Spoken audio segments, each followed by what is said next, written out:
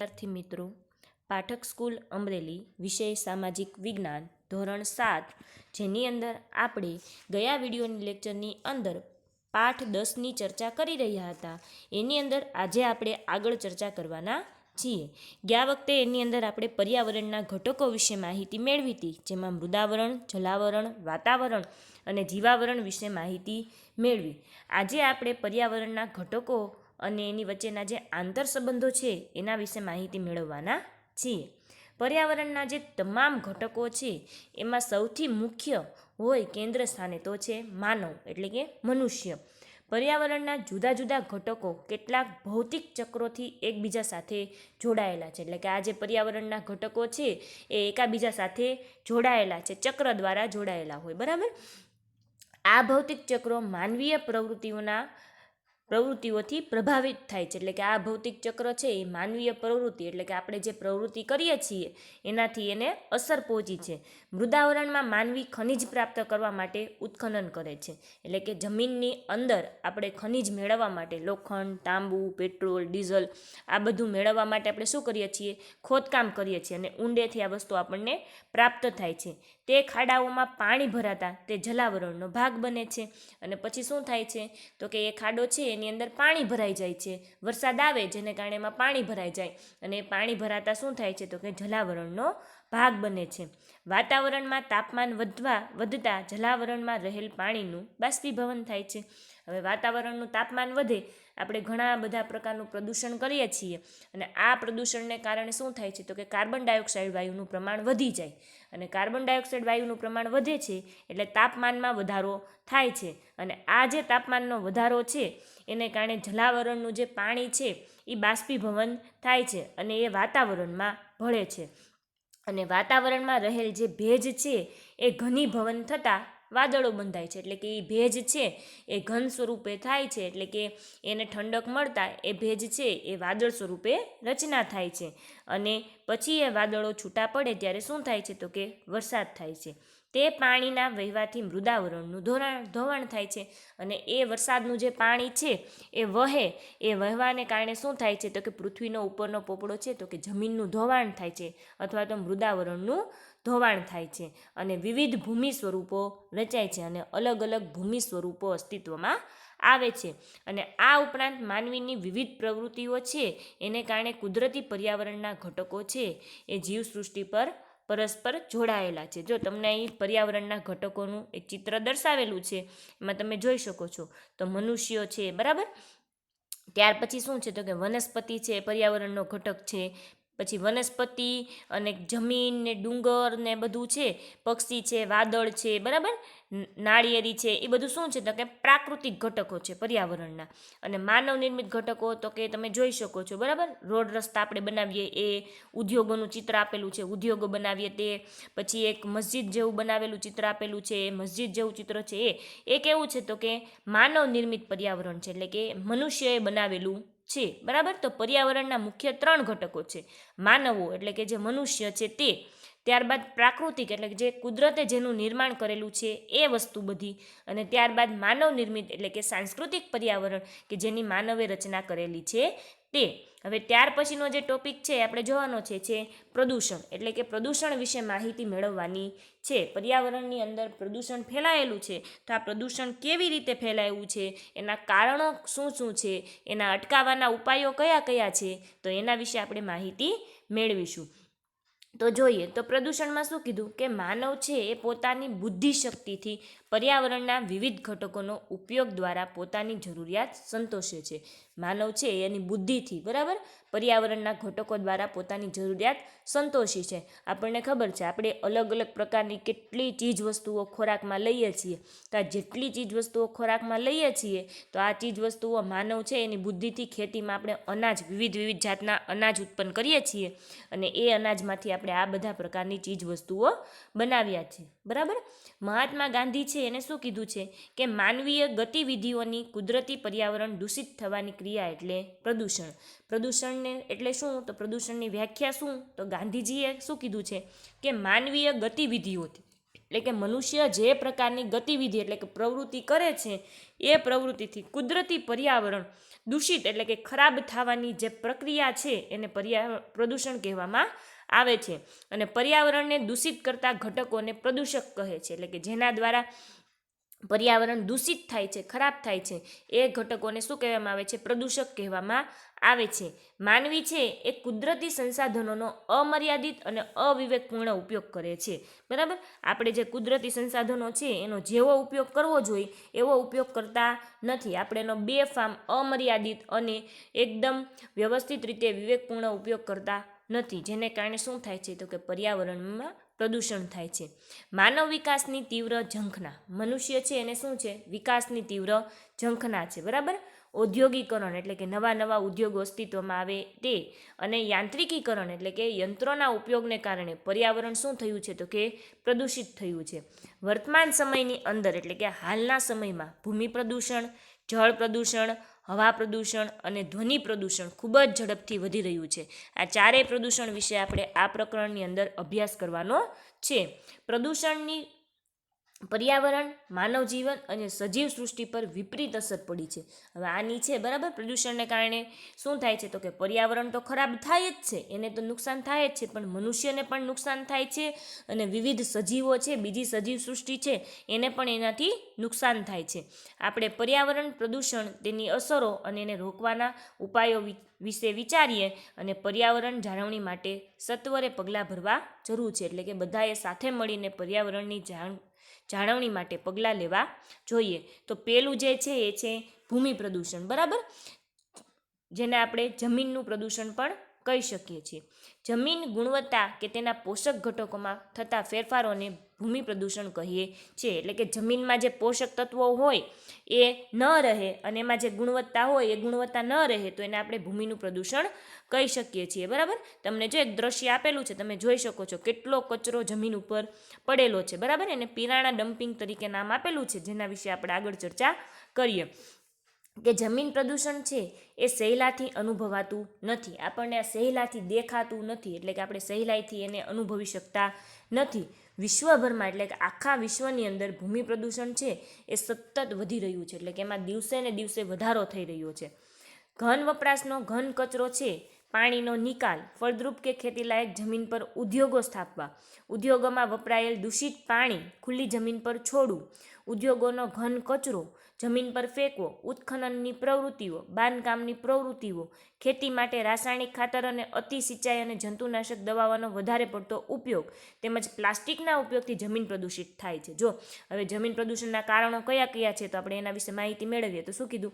ઘર વપરાશનો ઘન કચરો, એટલે આપણે કે ઘર વપરાશમાંથી જેટલો કચરો નીકળતો હોય, કોથળિયું હોય, આપણે અવારનવાર બહારના પેકેટ ખાઈએ છીએ તે જબલા, કોથળિયું, જેટલું વસ્તુ નીકળે છે એ ઘન કચરો. બરાબર, પછી પાણીનો નિકાલ, એટલે આપણે પાણીનો નિકાલ, ખરાબ પાણીનો નિકાલ ક્યાં અને કેવી રીતે કરીએ છીએ? એ ફળદ્રુપ કે ખેતીલાયક જમીન હોય, બરાબર, એના ઉપર આપણે શું કરીએ છીએ? ઉદ્યોગો સ્થાપીએ તો ઉદ્યોગોને કારણે પ્રદૂષણ ફેલાય, ઉદ્યોગોમાંથી જે કચરો નીકળે એ કચરો પ્રદૂષણ ફેલાવે છે, ઉદ્યોગોમાંથી જે દૂષિત પાણી નીકળે છે, દૂષિત પાણી પણ શું કરે છે? જમીન ઉપર ફેંકીએ છીએ આપણે તો એના કારણે પ્રદૂષણ ફેલાય છે. પછી ઉત્ખનનની પ્રવૃત્તિઓ, એટલે કે આપણે જમીન ખોદીને એમાંથી જે ખનિજો કાઢીએ છીએ એ પ્રવૃત્તિઓ, બાંધકામની પ્રવૃત્તિઓ, એટલે કે આપણે જમીન ઉપર જે નવું વસ્તુ, રોડ રસ્તા બનાવીએ, બિલ્ડિંગો બનાવીએ તે. પછી ખેતી માટે આપણે ખેતીની અંદર વધારે પડતો રાસાયણિક ખાતર અને જંતુનાશક દવાનો ઉપયોગ કરીએ તો પણ જમીન કેવી થઈ જાય? ખરાબ થઈ જાય છે. અને આને કારણે શું થાય છે? અને એનું સૌથી મોટામાં મોટું જો કારણ હોય અને સૌથી ખરાબ કારણ આપણે કહી શકાય તો છે કે પ્લાસ્ટિકનો ઉપયોગ છે. પ્લાસ્ટિક છે એ જમીનને ખૂબ જ પ્રદૂષિત કરે છે. બરાબર, હવે ભૂમિ પ્રદૂષણ રોકવા માટે આપણે શું કરવું જોઈએ?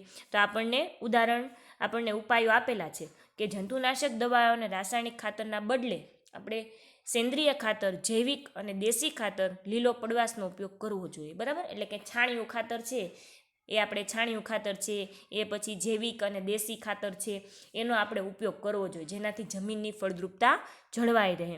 જંતુનાશક દવાનો મર્યાદિત, એટલે કે જેટલી જરૂર હોય એટલો જ ઉપયોગ કરવો જોઈએ. બરાબર, ઘન કચરાનું વર્ગીકરણ કરીને પુનઃ ઉપયોગમાં લેવો જોઈએ. ઘન કચરો છે એને ફરીથી આપણે ઉપયોગમાં લેવો જોઈએ, એટલે કે એનો ફરી ઉપયોગ કરી લેવો જોઈએ. પ્લાસ્ટિક અને ઘન કચરો છે એનું રિસાયકલિંગ કરીને પુનઃ ઉપયોગ કરવો જોઈએ, એટલે કે ફરીથી એનું નિર્માણ, રિસાયકલિંગ એટલે કે ફરીથી નિર્માણ કરવું જોઈએ, બરાબર. પ્લાસ્ટિકનો ઉપયોગ આપણે કરીએ તો એ કોથળીઓને ફરીથી આપણે એનો ઉપયોગ કરીને ફરી એનો ઉપયોગ એમાંથી બીજી જ વસ્તુ બનાવીને ફરીથી એનો ઉપયોગ કરવો જોઈએ.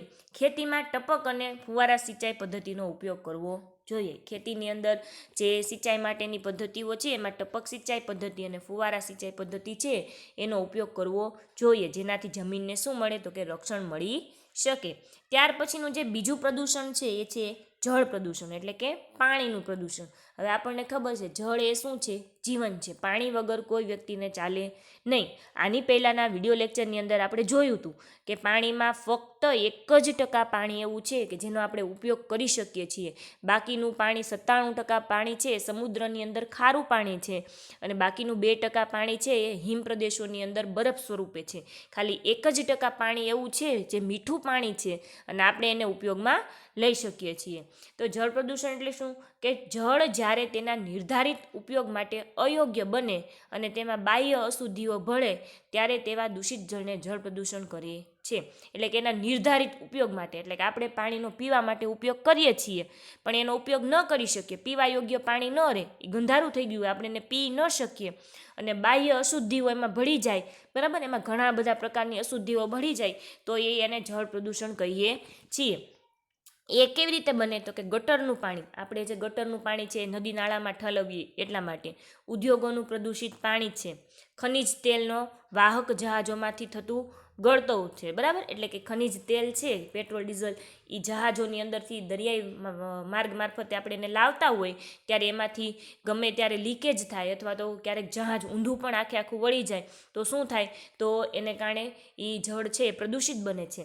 ખેતીમાં વપરાતા રાસાયણિક ખાતરો અને જંતુનાશક દવાઓ વગેરે જળ પ્રદૂષણ માટે જવાબદાર છે, કે આ બધાને કારણે જળ પ્રદૂષણ થાય છે. આ ઉપરાંત ઘન કચરાને કારણે પણ ઘણું બધું જળ પ્રદૂષણ થાય છે, બરાબર. જો તમે જોઈ શકો છો, તમને જળ પ્રદૂષણના દ્રશ્યો અહીં આપેલા છે કે પાણી કેટલું ગંધારું થઈ ગયું છે.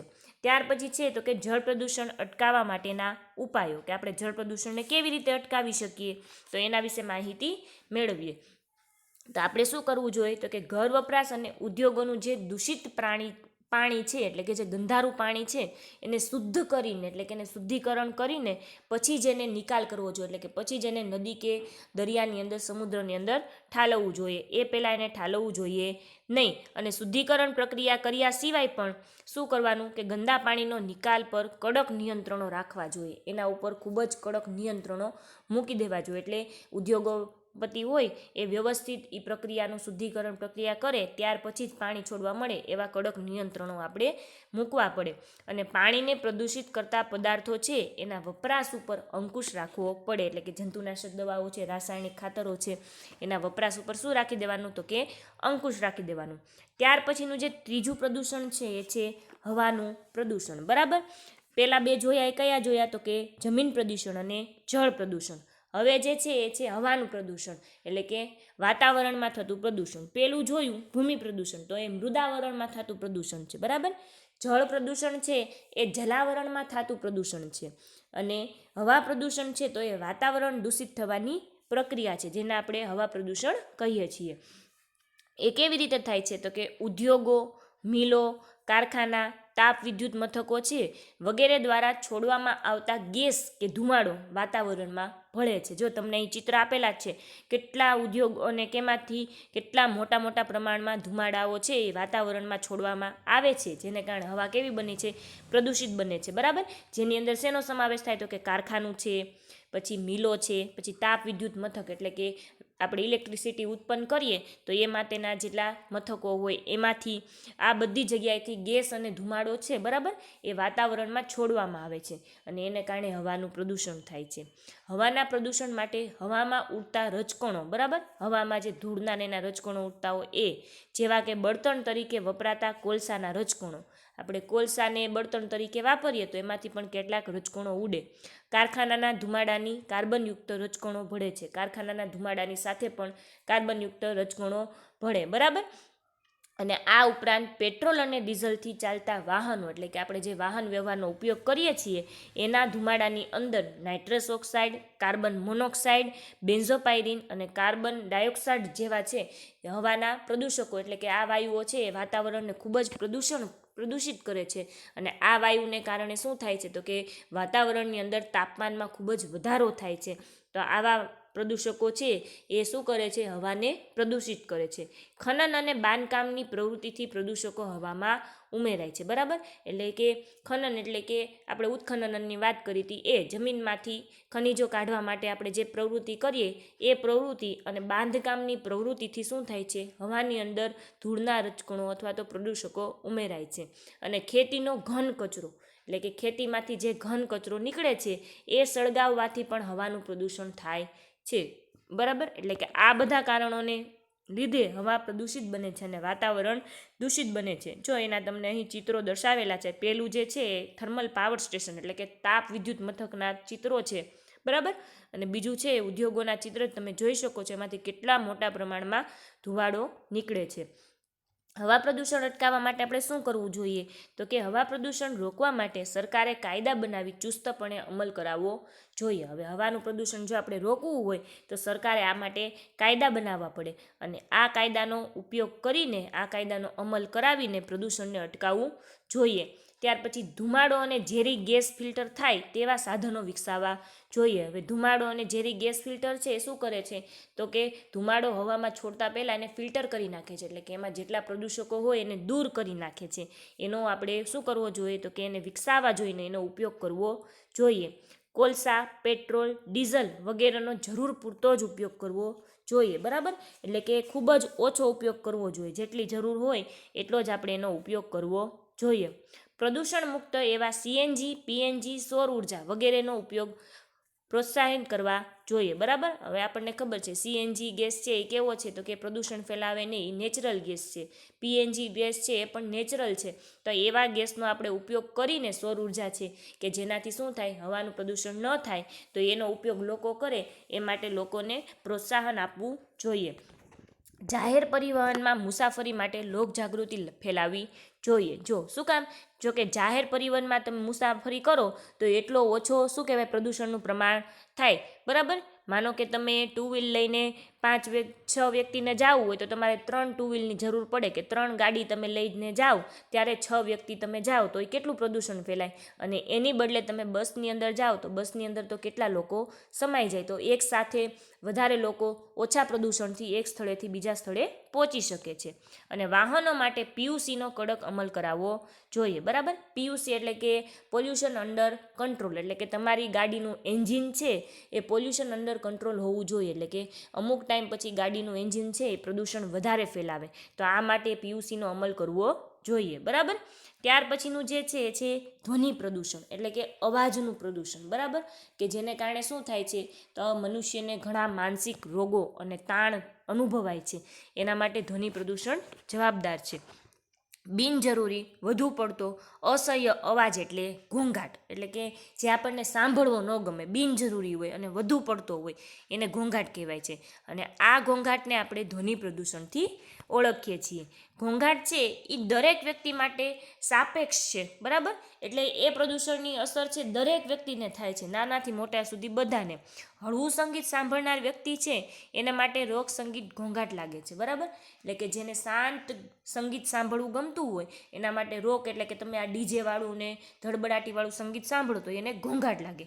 જ્યારે રોક સંગીતના ચાહક માટે તે કર્ણપ્રિય હોય છે. અને જે રોક સંગીત હોય છે કે જેને એવું સંગીત ગમતું હોય ડીજે વાળું ધડબડાટીવાળું, તો એને આ કાનને એ વસ્તુ ગમે છે, એને કર્ણપ્રિય હોય છે, એટલે કે કાનને ગમે છે. કારખાનાઓમાં ચાલતા યંત્રો છે. બરાબર, પછી વાહનોના કર્કશ અવાજ અને હોર્નનો અવાજ, સિનેમાઘર, ટીવીનો વધુ પડતો અવાજ ધ્વનિ પ્રદૂષણ વધારે છે. કે આ ધ્વનિ પ્રદૂષણના બધા શું છે કારણો છે કે કારખાનાઓમાં ચાલતા યંત્રોનો અવાજ છે, વાહનો, અમુક વાહન હોય એના એવા કર્કશ અવાજ આવતા હોય, પછી હોર્નનો એવો અવાજ હોય, સિનેમાઘર છે, ટીવી છે, એને કારણે શું થાય છે વધુ પડતો અવાજ અસ્તિત્વમાં આવે છે અને એ ધ્વનિ પ્રદૂષણ વધારે છે. જેટ વિમાનો અને યુદ્ધ વિમાનોનો કર્કશ તથા તીણી ગર્જના, બરાબર. જેટ વિમાનો અને યુદ્ધ વિમાનો છે એનો કર્કશ અને તીણી ગર્જનાવાળો અવાજ હોય છે. વિવિધ પ્રકારની સાયરનોનો અવાજ ધ્વનિ પ્રદૂષણમાં વધારો કરે છે.